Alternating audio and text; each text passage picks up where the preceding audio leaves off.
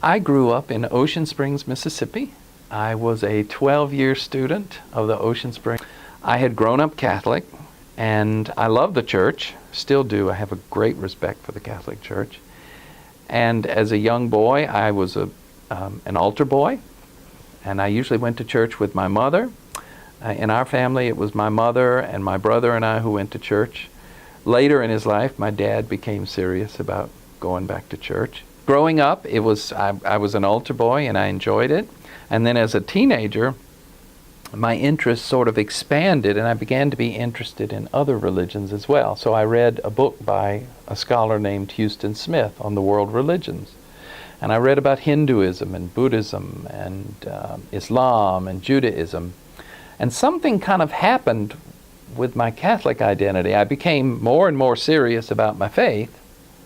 I was growing up a little bit, maturing, but I also began to have a really cool appreciation for other religions as well.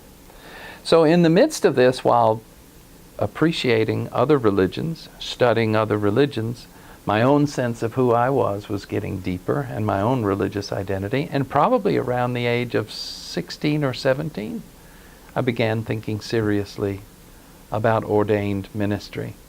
And I have to say that ever since that age, I've always felt called to it, and always felt that I was, that God sort of had a plan for me with that regard.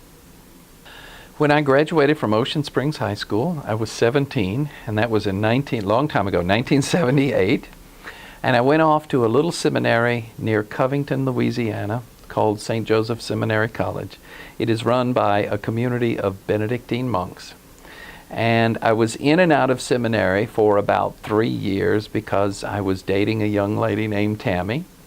And as you probably know, in the Catholic Church, ordained priests are not allowed to marry. So I knew that if I got ordained, that marriage was out. And so I went for a year in the seminary, took some time off and dated Tammy, and then we broke up and I went back to the seminary and got my first degree from the monks at St. Joseph Abbey. Then I took a couple years off and worked, and then the old tug and call to ordained ministry came back. So I went back to the bishop and I said, I'm ready to go back to the seminary. Bishop Howes wanted to send someone to Rome, Italy to study. So he approached me and said, would I go to Italy? And I was thrilled by the thought, but completely scared to death. It just seemed like it was so far away. But after some reflection and after visiting some seminaries here in the United States, I told the bishop that I would go. And it was 3 of the most wonderful years of my life. It was a fascinating experience. And so basically I was on my way. And 6 months before ordination was when I decided that I was lonely and didn't want to live alone, and decided to leave seminary. And a few months after getting back home to Ocean Springs, met the lady that would one day become my wife about 1.5 years later.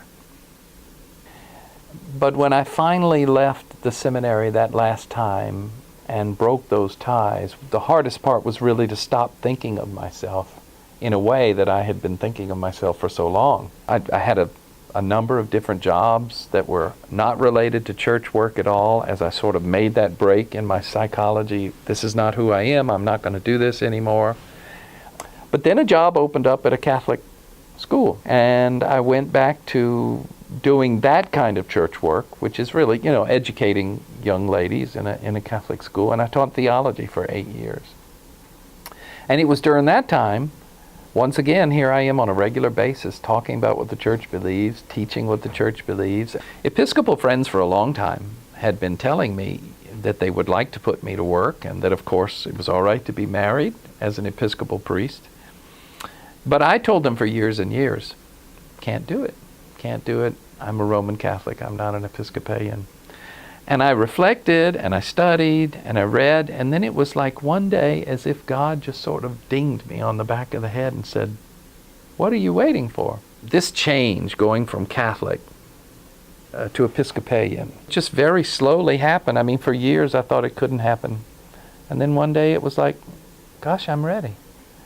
And it was the most natural thing in the world, because from the beginning it's just always been, I think I was called to do this with my life. So if I'm going to do it, it's time to do it. Along the way, there have been certain things that I felt this would be a way to accomplish my goal. For instance, I became a teacher because I felt it was important to share important things about life's meaning with young people. And then I became a professor. And now I'm on the path toward ordination. And in some ways, it's not so much that I've always had the specific goals in mind, but I can tell I've always been impelled, if you will. I've always been pushed to help people make meaning out of life.